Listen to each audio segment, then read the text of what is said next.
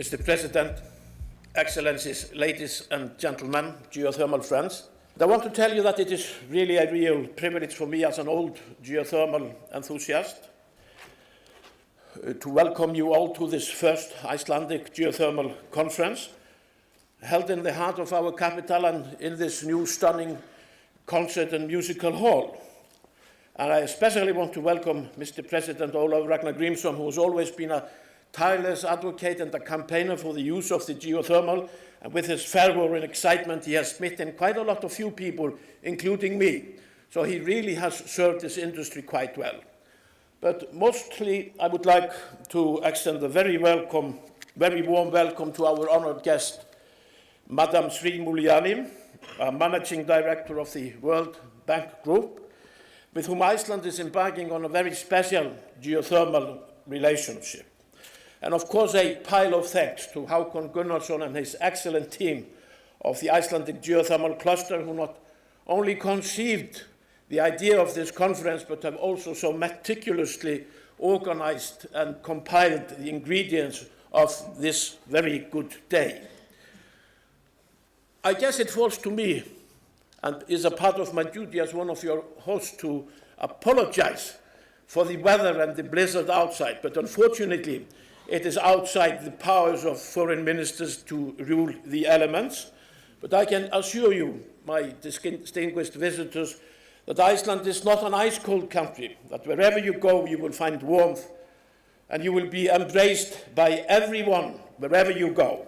And indeed, we rather always suspected that the first settlers a millennium ago, our blessed forefathers and foremothers, didn't use the name Iceland to describe her coldness, but rather to deter others from coming in their wake, so they could actually sit alone in peace and enjoy her riches, not least the geothermal. But I also hope that you will have time to brace the snow, brace the blizzard, to enjoy Reykjavik. Reykjavik really is a very welcoming city. It is a cosmopolitan city, and you will be surprised to find that it is the smallest cosmopolitan capital in the whole world. With a variety of entertainments, you will find a lot of nice things to do. Cheap, open-door swimming pools everywhere. Lots of nice little cozy restaurants, and if you're too fond of them, like I tend to be, you will find them everywhere, of all creed and culture. And if you sometimes feel like foreign minister, jet-lagged, worn out, old, you only have to throw yourselves in the world-famous geothermal lava pool, the Blue Lagoon, that not only softens tired muscles, but also miraculously shaves off your face 10 to 15 years. But unfortunately, it only works for 2 or 3 days, so if you're going to gain eternal youth, you'll have to go very, very often. When I'm in front of you, this distinguished audience that really consists of the geothermal elite of the world, I even dare to say that Reykjavik is designed exactly for people like you.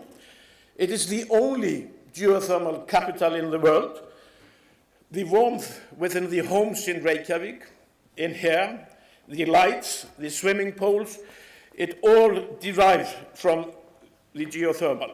So really, my friends, if you want a geothermal lifestyle, go Icelandic, stay in Reykjavik, where according to the sagas, the very first settler chose his farm 200 meters away from this hall.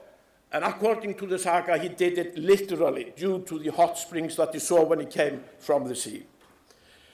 Ladies and gentlemen, you are experiencing a foreign minister raving about geothermal, but the truth is that geothermal really is an ingrained part of the identity of all Icelanders. I dare say that it colors the life of every citizen. Renewable energy, not least the geothermal, laid the foundation here in Iceland of a very successful society, here in a faraway island on the margin of the North Atlantic, with a welfare system that I can state is second to none. But it wasn't always like this. In Iceland, we like to tell stories. and I'd like to tell you a little story about us as a nation. In the early part of last century, Iceland was amongst the poorest countries in Europe. For centuries, we believed that the only natural resources that we had were the fishery stocks in the sea, and we didn't realize that in front of our eyes and beneath our feet we had real gold mines in the form of geothermal geysers and, of course, the glacial waterfalls. And with the advent of technology, this really changed our society. In the lifetime of only one generation, Iceland transformed herself. From the end of the Second World War, we went from being as dependent on oil and gas as any other Western nation to being able to meet 80% of our energy requirements from clean, green renewables. First, it was hydro, but with the advent of the oil crisis in the 70s, we started utilizing the geothermal with vigor, and we never looked back. I've already described some of the life quality-related benefits. But the economic benefits for all of us are also huge. Every decade, geothermal used for space heating alone saves the Icelandic people the equivalent of 1 year's GDP. And that is a lot of money, especially when it's all in hard currency, which a little nations like ourselves really needs. And today, virtually all electricity in Iceland is derived from renewables. Geothermal covers more than 90% of our space heating requirements, and only about 20% of our total needs are met by imported oil for our very large fishing fleet and for transport. And as you will learn during the conference, we plan to increase the share of geothermal substantially in our energy mix in the next year. So I can truly say to you that we don't only preach the gospel of geothermal, we live it. Geothermal friends, the world today is focused on the climatic changes and the dire consequences of fossil fuels. And all the buzz these days is about new solutions. How is the world going to solve these very difficult problems? Well, we know the short answer. There is no silver bullet. There will be no single solution for a very long time. In this century, the solution will be found in a mixed portfolio of new technologies, such as biofuels, solar power, wave power, and breakthroughs in technology that we already know, such as hydro and nuclear. And we also know that geothermal is not going to save the planet alone. But I dare say it will be a part of the solution. I know that I'm already preaching to the converts, but I still maintain that today geothermal is an underestimated and an undervalued source of energy. Of course, you already realized that I'm fascinated by geothermal. Perhaps it is because I had the portfolio of geothermal when I was Minister of Energy. Perhaps it is, as Ori said, that I am blessed with a wife that talks to me on the pillow about geothermal.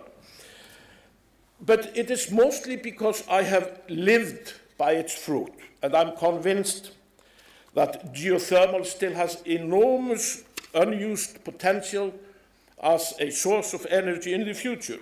And allow me swiftly to run through 4 supporting arguments.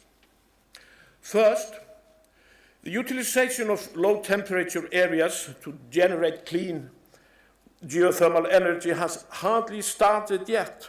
There are cities, even capitals in London, such as Paris and Amsterdam, that literally float on low-temperature liquid. In Asia, Beijing is another example.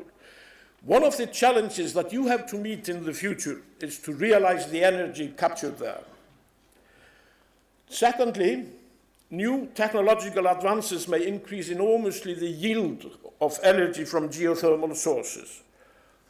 For example, deep drilling to extract supercritical liquid might in future be technically feasible, and it will yield 4 to 6 times more energy from each borehole. And I won't even bother to take your time to excite you with futurology such as harnessing of the black smokes, the rich submarine gases and high temperature areas on the bottom of the sea. But I do believe that these will be important sources of energy towards the end of this century. And thirdly, we will, in future, with technological advances and vigorous entrepreneurship, be able to extract much more energy and uses from geothermal than we are presently able to. Much to our shame, today we only harness about 7 to 11% of the full thermal energy generated by each field. Geothermal has to be approached as a multiple source of revenue, not only to produce electricity, water for space heating, but also to extract minerals from it, use it for production of biofuel, rearing of expensive aquatic species, advanced spa treatments, you name it. And fourthly, there is still a bunch of countries in different regions of the world with great potential for geothermal utilizations that is not yet harnessed. And it suffices to mention the country of Madam Mulyani, Indonesia, and many countries in East Africa and the Americas. So, ladies and gentlemen, I believe firmly that the age of geothermal is just beginning.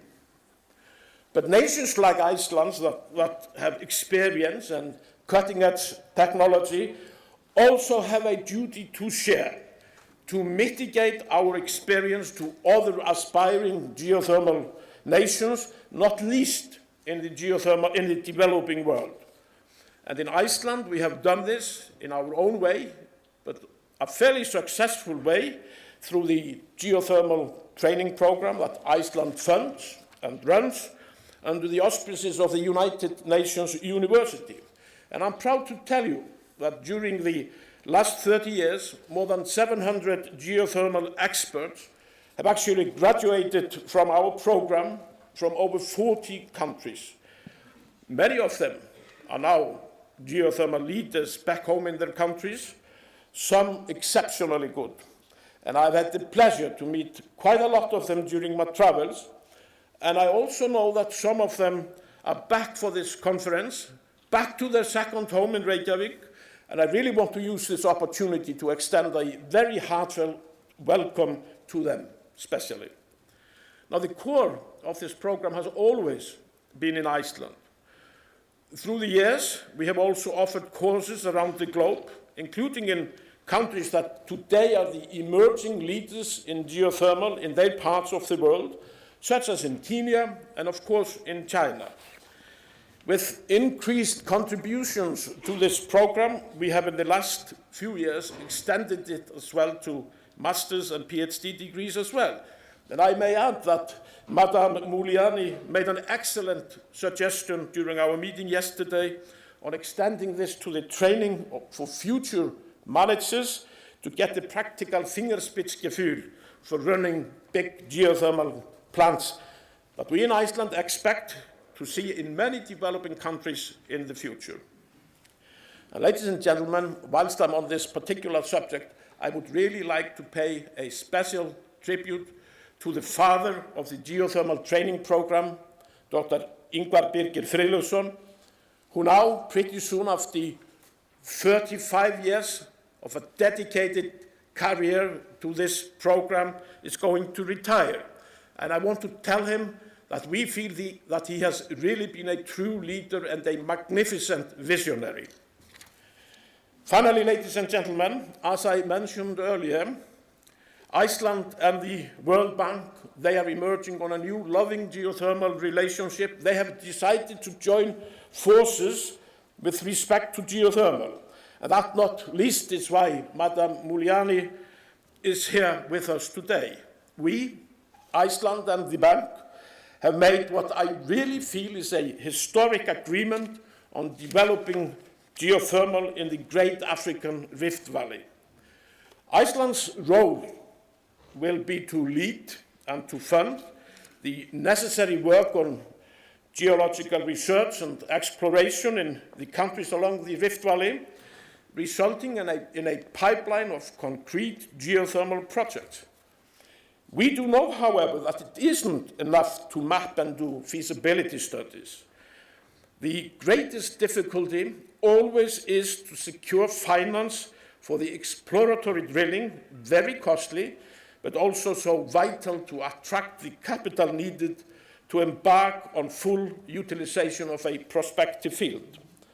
A part of our agreement is therefore that the World Bank will use its financial strength and expertise to create a vehicle to fund the exploratory drilling, always the greatest hurdle on the way to build a geothermal power plant.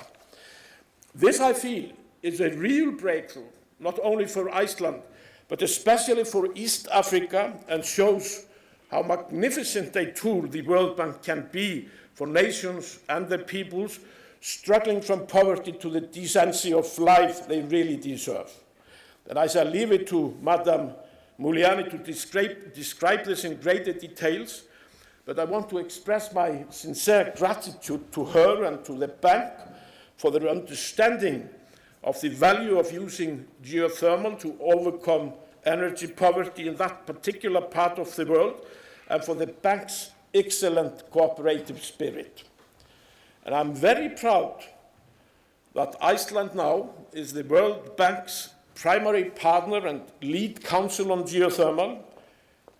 It is both an honor for Iceland, but it is also a recognition of the impressive work done by our experts in this field for decades. And with this, ladies and gentlemen, I leave you in peace and thank you for your beautiful silence.